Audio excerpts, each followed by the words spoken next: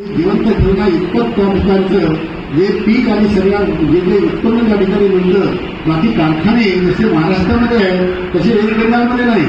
शेतीचं उत्पन्न मोठ्या प्रमाणात त्या ठिकाणी होतं, म्हणून त्या ठिकाणची इकॉनॉमी स्किल स्थावर आहे. ते जसं वेस्ट बेंगालमध्ये आहे ते केवळ एका जंगलाच्या मुळे त्या ठिकाणचं संपूर्ण वातावरण हे सुरक्षित आहे.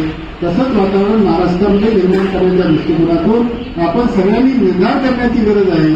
ही काळाची गरज देखून आपण सगळ्यांनी हा संदेश सर्वत्र पोहोचवावा अशा प्रकारची अपेक्षा आपल्याकडून करतो.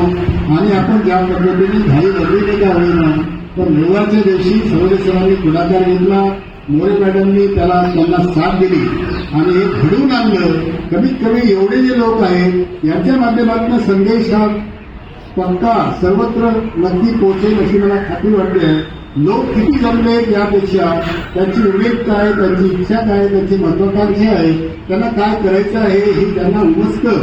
ते लोक चमत्कार घडून आणत असतात. मला वाटते की आपल्या वाटपतीने ते घडावं अशी अपेक्षा मी करतो आणि थांबतो.